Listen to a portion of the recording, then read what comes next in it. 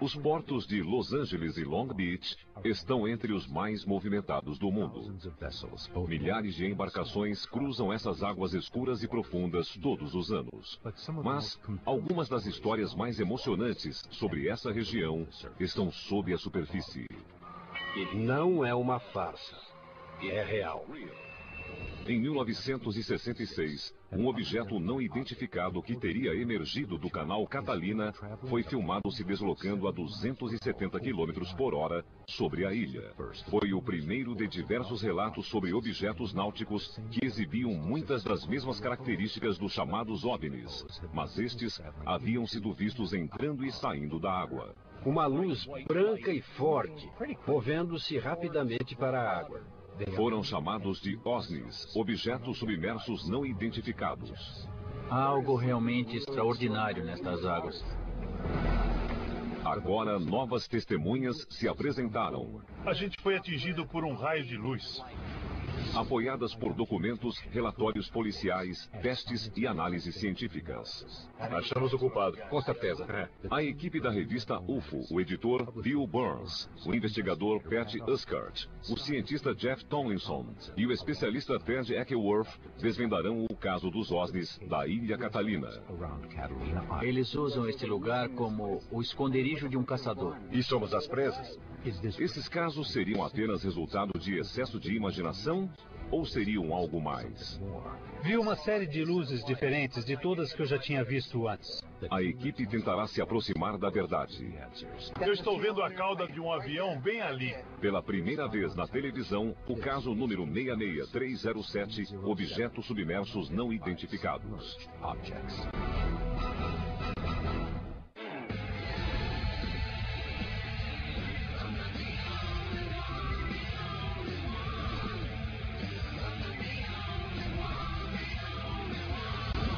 Caçadores de OVNIs. OSNIs. Catalina é uma ilha de 450 quilômetros quadrados a 35 quilômetros do sudoeste de Los Angeles. O canal de Catalina, que separa a ilha da costa, é a principal via de acesso a um dos portos mais movimentados do mundo. Na verdade, são dois portos, o de Los Angeles e o de Long Beach. A ilha parece ser um local paradisíaco, mas o mistério que ronda a região não se encontra acima da superfície, mas abaixo. Vocês estão vendo um objeto voador não identificado. Tudo começou em 15 de abril de 1966, aproximadamente às 9 horas e 45 minutos. Um objeto sem cauda e sem meios visíveis de propulsão foi fotografado sobre a Ilha Catalina a uma velocidade de 200 a 270 km por hora. O filme foi feito por Leland Hanson, um fotógrafo profissional que trabalhou para a Marinha Americana. A nave, um disco prateado, não emitia nenhum som enquanto se deslocava sobre as montanhas. Foi o primeiro registro de um OVNI pairando sobre a ilha e sobre o canal. Mas não seria o último. Sede da equipe. O caso é o seguinte. Acabei de falar com Noah Feliz, piloto particular de 30 anos. Teve um encontro com um objeto submerso não identificado sobre a Ilha Catalina. E daí, bam! O objeto lhe dirigiu uma luz brilhante e desorientou totalmente. Seu avião bateu no que ele disse ser um OVNI e caiu em uma enseada. Você está querendo dizer então que o avião dele caiu como consequência direta do contato com um OSNI? Foi o que o Noah disse. Se a gente achar esse avião, podemos encontrar evidências de OSNIs. Isso mesmo. A Guarda Costeira investigou o caso há 30 anos e encontrou destroços do avião. Mesmo se o encontrarmos 30 anos depois, o alumínio com certeza estará deteriorado, mas faremos o melhor possível. Certo, então Pat, prepare o equipamento. Ted, você fará a pesquisa. Vou falar com a Feliz e fazer a rota.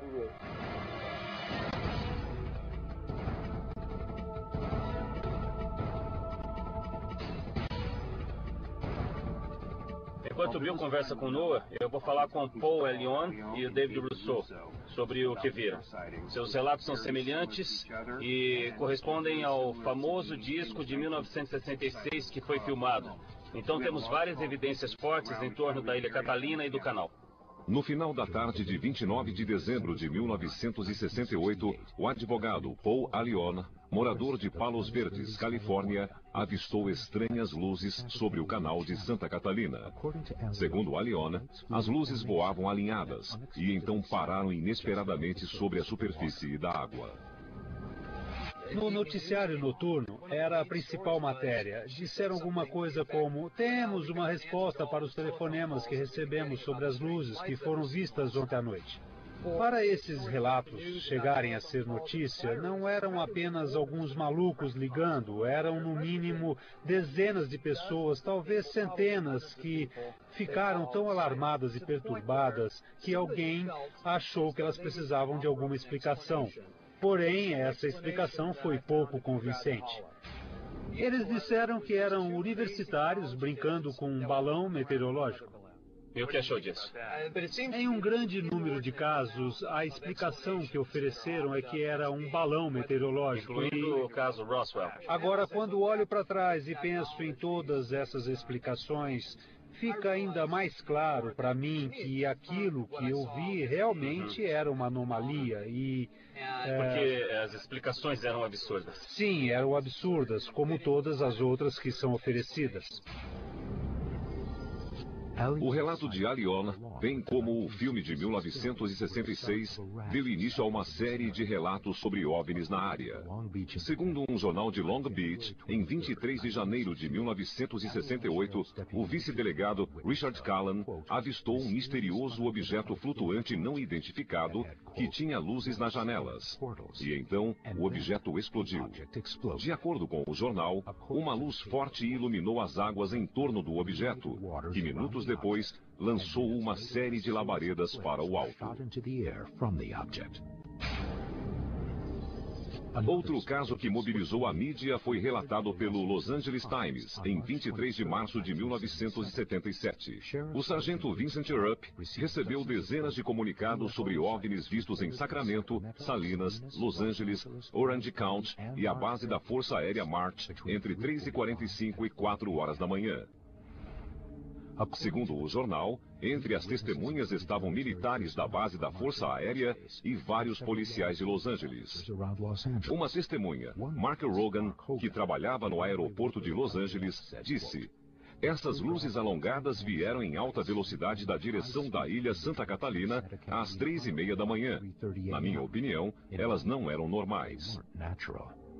Um porta-voz da base da Força Aérea confirmou que os objetos haviam sido avistados e afirmou: não houve nenhum teste de foguetes ou mísseis que poderiam explicar as luzes. Os objetos não foram detectados em nenhum radar. Agora eu vou falar com o David Russo sobre a experiência dele. O interessante sobre o relato do David Russo é que, depois de ver o OVNI, ele fez um desenho da nave enquanto os detalhes ainda estavam frescos na memória dele. Quanto mais informações a gente tiver, mais perto estaremos de resolver os mistérios dos OVNIs da Ilha Catalina. Moro em Long Beach, a 2 quadras do mar. David Russo, um advogado aposentado, diz ter visto luzes brilhantes sobre o canal em 4 de agosto de 2006, enquanto andava pela costa. Por volta das 11h30 da noite, uma luz branca e intensa a oeste, perto de São Pedro, chamou minha atenção. Movia-se em direção à água, a um ângulo muito abrupto, e avançava bem rápido. Chegou até a mais ou menos 1,5 km de onde eu estava, e aquilo parou. Sobre a água? Sobre a água, a uns 5 ou 6 metros da água. O lado menor tinha 3 ou 4 luzes azuis, e o lado maior tinha 6 ou 8 luzes azuis. Girou durante 30 ou 45 segundos. E então as luzes azuis se apagaram e ele de repente sumiu em direção à Ilha Catalina em menos de 1 segundo. Eu preferia não ter visto isso. Você acha que a sua vida seria mais fácil? Agora, alguma parte da minha mente está sempre pensando e perguntando, mas na verdade, o que foi que eu vi? Um dia eu saberei. As águas escuras e misteriosas ao redor da ilha Catalina é uma das áreas mais ativas em termos de aparições de OSNIs, objetos submersos não identificados. Em 26 de janeiro de 1980, o encontro de um piloto com um OSNI sobre o canal de Santa Catalina resultou em uma morte e se tornou um dos principais eventos relacionados a essas naves. Noah Felice, um piloto com 14 anos de experiência, e seu primo Mark decolaram da ilha Catalina em direção a Las Vegas, no Piper Cherokee de Noah. Pouco depois, ele avistou um objeto na água. Enquanto dava uma volta para ver melhor, o objeto não identificado subitamente desferiu um jato de luz que descontrolou o avião de Noah. Momentos depois, o avião caiu de uma altura de 300 metros nas águas profundas do canal. Noah foi salvo, mas seu primo Mark não escapou. É um caso importante por 3 motivos.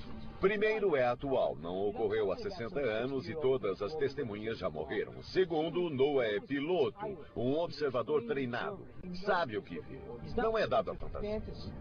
Terceiro, sua credibilidade foi atestada em tribunais porque ele é investigador particular. Em vários casos, ele participou como testemunha. Ele é muito confiável. Estamos empolgados em poder investigar essa história. Diga-me como foi quando decolou daqui 28 anos atrás e voou para aí. Decolamos e, sem mais nem menos, meu primo disse que tinha de 5 a 6 meses de vida. Você o conhecia bem? Nós crescemos juntos, éramos praticamente como irmãos biológicos. Quando ele disse que tinha 5 ou 6 meses de vida, eu resolvi dar a volta e ir direto a Las Vegas para tentar erguer os ânimos. Então vocês iam para Las Vegas, passar algum tempo juntos, pois não sabiam quanto ele ia viver. Os dois fariam a rota habitual de Noah em 1980. Vocês decolaram. E o que aconteceu depois? Enquanto voávamos, eu comecei a ter sensações estranhas. Os pelos começaram a arrepiar. E vi um objeto muito estranho na água, do tamanho de 2 casas. Eu não distingui seu formato por causa da água. A partir daqui, o relato de Felice torna-se dramático. Ele disse que ao se aproximar para ver melhor, viu vultos. No topo do objeto havia uma porta. Não era uma pessoa, mas era alguma coisa. Eu não sabia o que pensar, por isso eu decidi dar a volta e me aproximar para ver melhor. E o que aconteceu? Fomos atingidos por um jato de luz. Depois de fazer a volta, Felice foi ofuscado por uma luz extremamente brilhante, emitida pelo objeto. A luz acompanhou o avião durante 34 segundos. Ao mesmo tempo, passou a controlar os instrumentos do avião. Estava viva. Era como uma luz líquida. Foi quando os sons cessaram. Eu não sentia mais a vibração do motor e fomos atingidos por um segundo jato de luz. Segundo Felice, o segundo jato de luz controlou ainda mais o avião, até levá-lo a seu trágico destino. A parte interior do avião brilhava. Eu sabia que estávamos nos movendo porque a luz se tornava mais intensa. Parecia que havíamos passado por um portal, não físico, mas um portal ou um portão ou estrutura da própria luz. E foi então que nós batemos na água. Noah, bem como o corpo de Mark, foram resgatados pela guarda costeira 20 minutos depois. Com o impacto, Noah teria sido atirado para fora da cabine. Seu cinto de segurança teria se rompido e o para-brisa teria se quebrado. Mas ele não sofreu nenhum trauma, exceto uma leve concussão e uma fratura na perna. Noah está convencido de que foi salvo pelo OSNI e que quando o avião for encontrado pela equipe, ambos os cintos estarão fechados e o para-brisa intacto. Foi inacreditável. Eu estava congelando, havia sangue por toda parte. Foi horrível, muito assustador. Eu fiquei morto durante 15 ou 20 minutos até alguém vir me salvar. Morto durante 15 ou 20 minutos? Então isso é uma impossibilidade médica. Teoricamente, quando o cérebro não recebe sangue durante 5 ou 7 minutos, as células se contraem e ocorre morte cerebral. Outra coisa que eu não entendo é como os tubarões não me comeram. Nós iremos até o fundo do mar. E se o avião continuar lá, vamos trazê-lo para cima. Faremos o que puder. Acabamos de percorrer a rota para ver onde o Osni derrubou o avião. Agora cabe a Pat encontrar os destroços. Noah disse que não se lembra de ter saído da cabine. Mas não sofreu cortes. Como ele saiu se não foi pelo para-brisa? O cinto de segurança estaria preso? Se estiver, confirmará sua suspeita de que os alienígenas o tiraram da poltrona. E quanto aos instrumentos? Se encontrarmos um deles magneticamente travado em uma certa posição, saberemos o que atingiu o avião. Para resolver o caso, a gente precisa achar o avião. Vamos lá. Estamos nos aproximando da primeira parada do local onde, segundo o relatório da delegacia de Avalon, o avião teria caído. Seria naquele porto. Mas a guarda costeira disse que foi na enseada. A equipe conseguiu os relatórios da delegacia de Avalon, segundo os quais o avião de Noah pode estar em 2 lugares, no Porto Empire ou na enseada Reaper. Os 2 locais ficam a aproximadamente 13 quilômetros de Avalon, no lado da ilha que fica em frente a Los Angeles. A equipe se dirige para o primeiro local, o porto, cuja profundidade é de 18 metros. Falta muito? 12 metros. 12 metros? É. A equipe está baixando na água um sonar lateral que acompanhará o barco. Esse aparelho reflete as ondas de rádio do fundo do canal e envia um sinal a um computador a bordo que transforma o som em imagem. Os operadores de sonar da Aqua Survey uniram-se à equipe. Como seria o alvo? O que devo procurar na tela? Alta reflectividade, metais. Então, tudo que for preto, que pareça unido, que não seja curvo e não pareça corroído. Sim, dizem que é como pornografia. Não dá para descrever, Mas sabemos quando vemos. A equipe chega ao Porto Empire. Já estamos na área, no nosso alvo? Estamos sobre ela. A equipe da Aqua Survey começa a examinar a área ao longo de linhas paralelas. Cada uma leva cerca de 30 minutos para ser percorrida. Segundo o relatório da delegacia, o avião deve estar sobre uma dessas linhas. O que é isso? Gary, estamos perto do local? Estamos perto, podem começar a procurar. Acabamos de passar por alguns escombros. É, mas esses escombros são apenas algas. O que apareceu no sonar é uma espécie de alga de crescimento rápido, comum na costa do Pacífico. A densidade das algas provocou um resultado falso. Será que é um avião? Eu acho que não. Pat? Não parecia um avião mesmo. Negativo. A equipe confirmou que o avião não está neste local e se dirige para a segunda possível localização, a enseada Reaper, 7 quilômetros a leste. Eu acho que é importante seguir a rota a 7 quilômetros a leste do Istmo. E tenho certeza de que nós conseguiremos encontrar o avião no percurso. Eu quero aquele avião.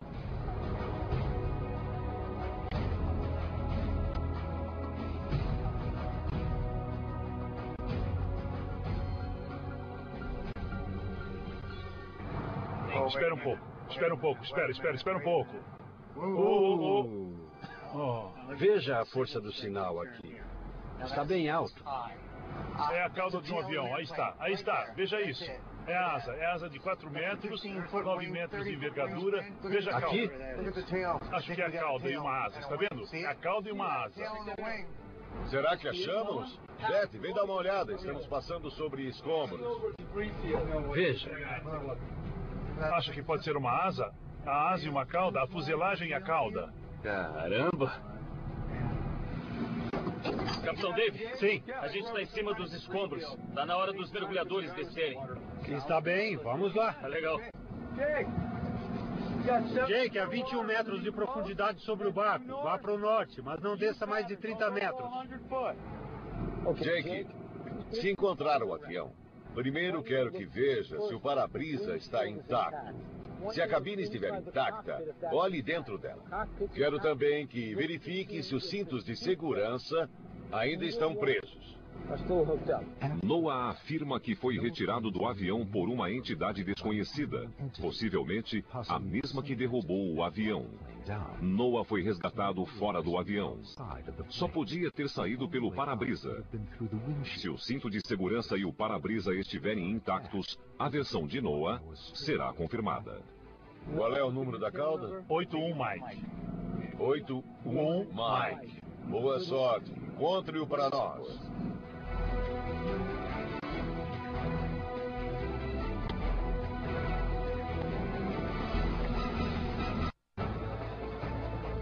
Em janeiro de 1980, um objeto submerso não identificado lançou um jato de luz sobre o avião do piloto Noah Felice, derrubando-o no canal de Catalina.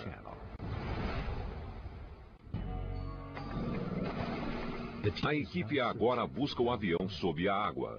Se o encontrarem e o para-brisa estiver intacto, terão evidências de contato com o OSNI.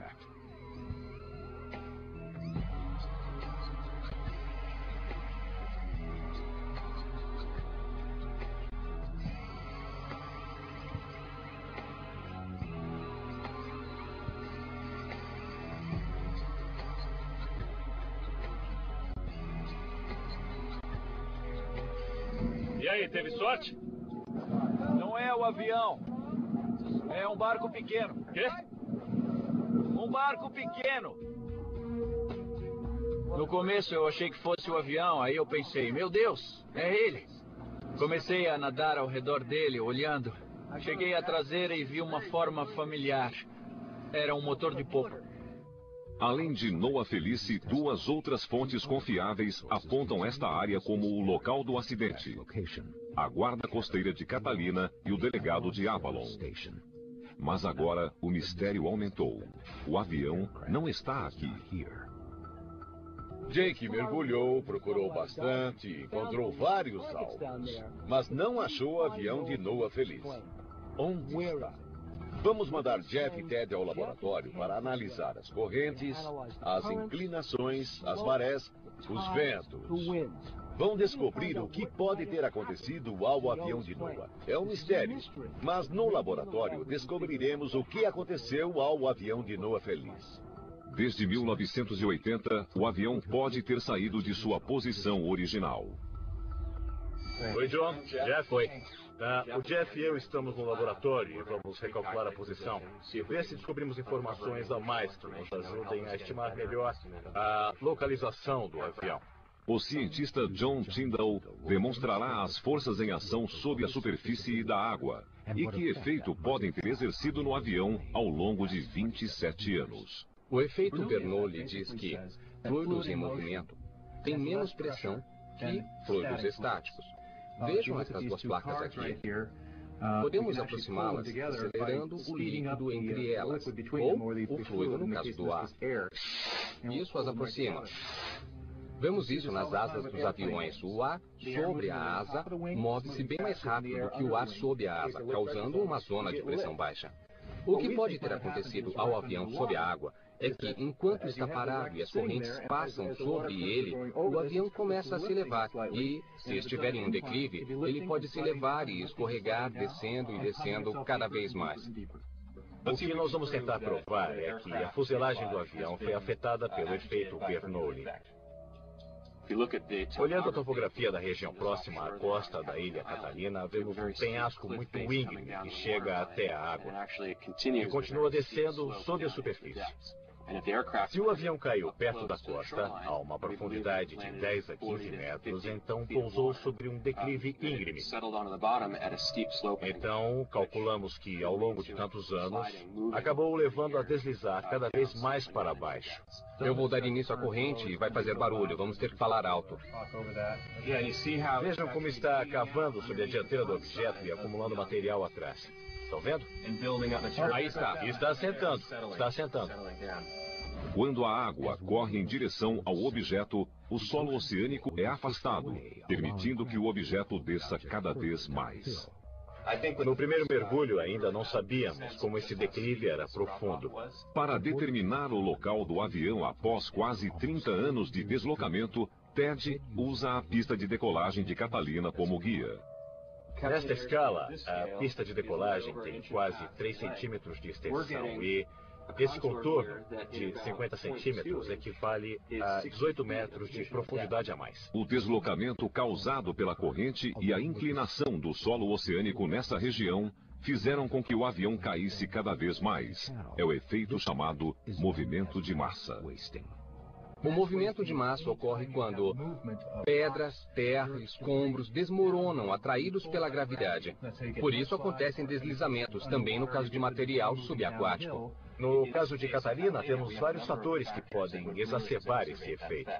A equipe acha que a umidade do solo, a falta de coesão da areia e o ângulo do declive causaram o desaparecimento do avião. As pedras grandes já estão rolando para baixo, estão vendo? Estão vendo esse movimento de massa? Imagine agora que há um objeto sobre a superfície. Ele rolaria para baixo junto com a pilha de areia. Agora, a fuselagem do avião está sobre a superfície e agora estamos empurrando água contra ele para ver se ele vai continuar descendo. Muito bem, lá vai ele. Saiu. Está descendo. Caiu de encontro à corrente. Com a relação entre a gravidade e o efeito de coesão dos grânulos, podemos ver que em um curto período de tempo, o objeto se moveu rapidamente. Em um período longo, 30 anos, o objeto pode ter ido para bem longe. Olha, gente, achamos o culpado. Com certeza. Eu tenho certeza de que, no local onde esperamos que o avião esteja, como o declive e todos esses fatores, houve muito movimento de massa para o fundo do mar. Mas, com base nesse experimento, nós acabamos sabendo que o avião está mais longe da costa. É isso aí. Vamos montar uma outra grande busca ainda mais longe. A equipe se aprofunda nas misteriosas águas da Ilha Catalina. Mas o que encontram apenas aprofunda o mistério. Quantos aviões será que afundaram aqui? Com base nos experimentos, a equipe se dirige a uma nova área, para onde acham que o avião deslizou a 3 quilômetros do local original de busca. Com base em informações novas sobre as correntes esperadas nessa região, estendemos a busca para águas ainda mais profundas. A nova busca aproxima a equipe da bacia de São Pedro. Uma das partes mais profundas do canal chega a mais de 1 quilômetro de profundidade. Segundo muitos pesquisadores de OSNIs, a alta concentração de aparições no local pode estar relacionada a esse trecho profundo, que ofereceria um esconderijo perfeito para as naves. É isso que estamos procurando. É a asa de um Piper Cherokee. Nós achamos que o avião deva estar em algum lugar por aqui. As buscas que fizemos antes foram nesta área destacada. Estamos prevendo que o avião deslizou lentamente por esse declive, afundando cada vez mais para dentro d'água. As fortes correntes do canal fazem os objetos se deslocar com o tempo. Enquanto as correntes elevam o objeto, a gravidade os atrai lentamente para baixo. Essa é a teoria científica. Mas a equipe precisa considerar uma nova teoria. O avião poderia ter sido levado por um OSNI? Vamos falar com Preston Dennett. Ele irá nos contar algumas histórias misteriosas a respeito desse canal. Escreveu muitos livros sobre OVNIs e OSNIs no sul da Califórnia e vai nos ajudar a decifrar os enigmas deste canal e descobrir o que seriam os OSNIs da ilha de Catalina. Acho que é uma das áreas de maior prevalência de OSNIs no mundo. É extraordinário. A atividade começou em 1947, na aurora da era dos OVNIs. Eu recolhi entre 50 e 100 relatos desse tipo, apenas nesta área. O pesquisador e escritor Preston Dennett estudou numerosos relatos sobre o canal de Santa Catalina e tem uma teoria sobre a concentração de OSNIs nesta área. Bom, eu cheguei à teoria de que há uma base submarina aqui. Eu sei que parece fantástico, mas como explicar o enorme número de relatos? Por que escolheram justamente este lugar? Estão aqui por nossa causa. Esta área se destaca por estar próxima de um grande centro populacional, Los Angeles. Minha teoria é que os OSNIs usam este lugar como um esconderijo de caçador. Podem esconder as naves, fazer tudo o que precisam fazer e ter acesso a um grande centro populacional. Além disso, esta área é repleta de cavernas e túneis subterrâneos, que vão da base aérea Edwards a Vandenberg e até a Ilha Catalina. Há bastante atividade militar por aqui. Um dos casos ocorreu em 1967. Um homem foi abduzido bem aqui no porto de Avalon. E, sob hipnose, lembrou que foi levado a um local com muros de pedra. Tinha a impressão que era subterrâneo, precisava ser próximo. E onde mais podia ser, senão na Bahia? O canal de Santa Catalina tem mais de 1 quilômetro de profundidade. E se houver cavernas e túneis sob a superfície, a tecnologia convencional não conseguirá confirmar sua existência. Nós não podemos chegar às profundezas alcançadas por essas naves. Nem os submarinos nucleares podem alcançar as bases? Não com a facilidade das naves. São capazes de emergir da água e voar direto para cima. Não temos nada parecido. Qual tecnologia eles possuem para conseguir fazer isso? Seja qual for, está muito além de tudo que possuímos. É assustador o que você disse sobre este lugar ser um esconderijo de caçador. Porque, pelo que disse nesse caso, há um caçador. E os únicos outros seres aqui somos nós. E somos a presa. Eu sei, é um pouco perturbador. Eu acho que as testemunhas se conscientizaram de que não estamos sozinhos. E que já não estávamos há muito, muito tempo. Eu estou meio verde, porque a travessia do canal foi pouco acidentada. Nós passamos 1 hora balançando sobre ondas de 2 metros e isso não pegou bem com os ovos mexidos. Eu comi de manhã. Vamos pôr esse peixe no mar, tá legal? O capitão Ray Arnst navega pelas águas do canal de Catalina há mais de 20 anos. Tá legal. Tudo pronto. Vamos registrar. A gente colocou na água o sonar lateral, ou peixe, como é chamado, e vamos percorrer a grade procurando o alvo. O sonar enviou um pequeno sinal. Queremos saber se mandaremos ou não a sonda para baixo para encontrar o alvo. Qual é a forma? Cilíndrica. Ah, cilíndrica. Como a fuselagem de um avião? Mas então a gente não veria asa. Por que só a fuselagem? Pode ter quebrado com o impacto, ou então não podemos ver as asas por causa da posição que ele está, por vários motivos. A equipe continua a examinar a enseada Reaper. Ted, venha ver isso. O que apareceu aí? Uma forma que parece a de um avião no sonar. Ah, é? É o que parece. Ótimo. Está bem nítido, parece um motor, asas, eu acho que, olha, pode ser um avião, sim. Mas então não é só um alvo, está parecendo mais com um avião. É um avião. Eu vou mergulhar com você dessa vez, vamos juntos agora, tá? Eu estou animado porque o nosso alvo realmente parece um avião. E há uma grande chance de que seja o nosso avião. Se o NOAA foi tirado da cabine por extraterrestres, o para-brisa não estará quebrado e os cintos estarão intactos. Então eu espero encontrar para-brisas e cintos de segurança intactos para confirmar que o NOAA teve mesmo contato com extraterrestres. Betsy e Ted procuram em uma área a 33 graus, 27 minutos ao norte e 118 graus, 25 minutos a oeste. O avião está a cerca de 30 metros da superfície. É um avião pequeno e desbotado que corresponde à descrição de NOAA. Seria este o avião de NOAA? E se for, a equipe conseguirá confirmar que foi derrubado por um objeto não identificado?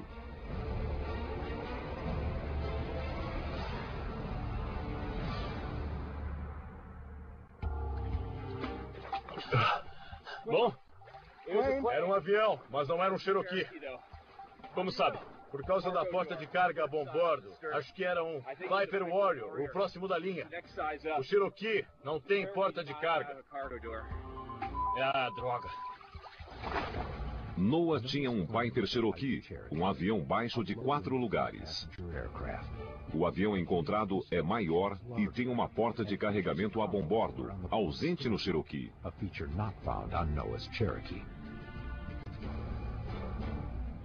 O avião parecia ter desaparecido.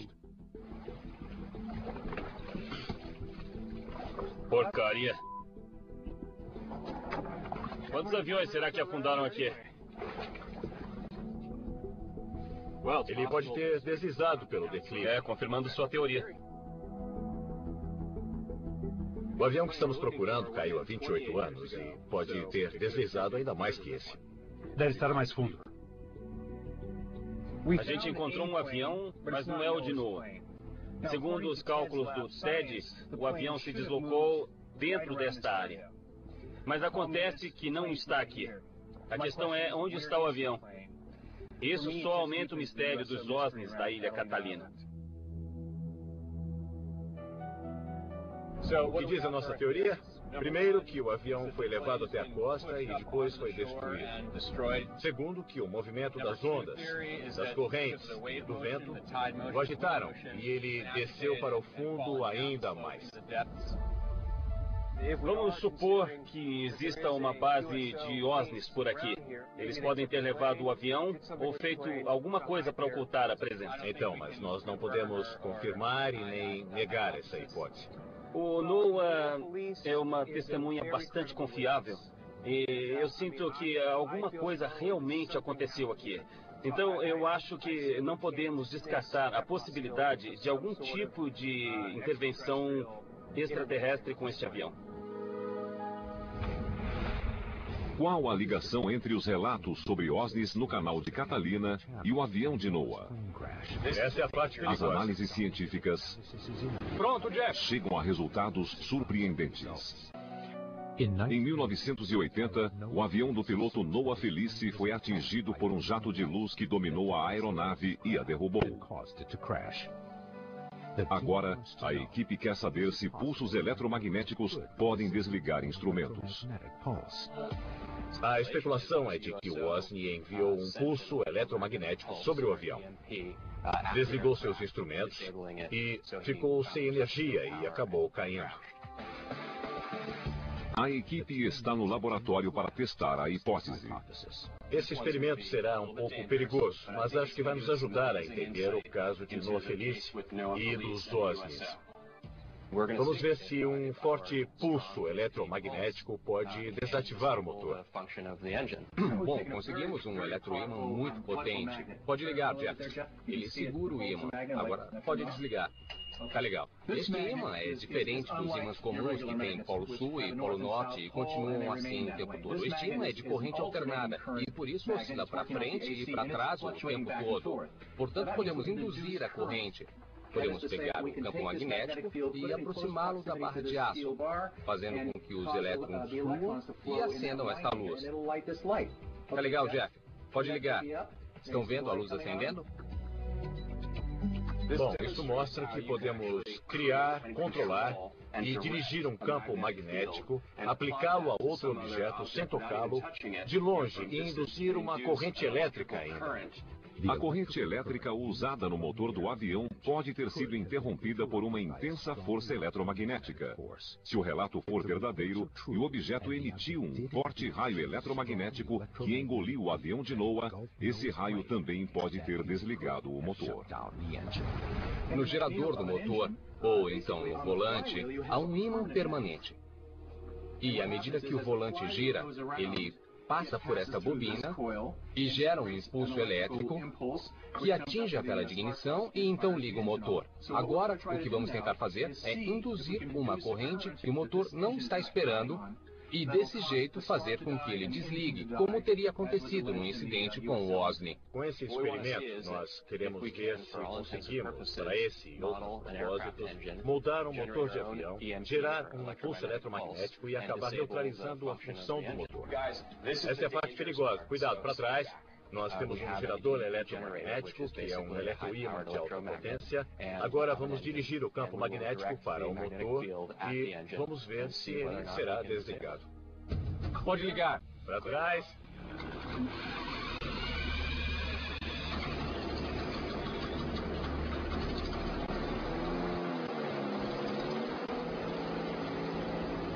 Pronto, Jeff. Tá no máximo.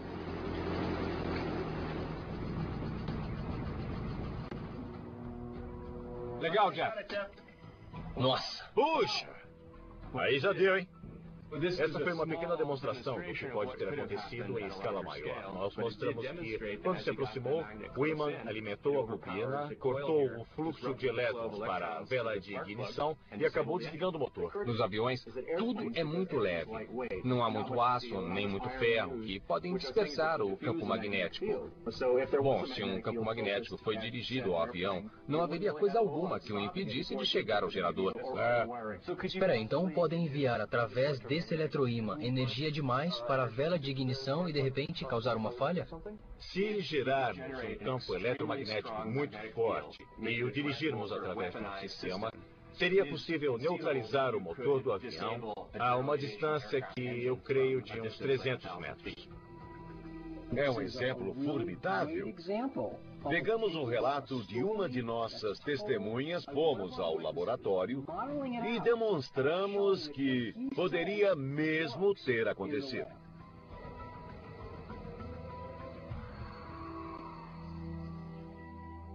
Sede da equipe.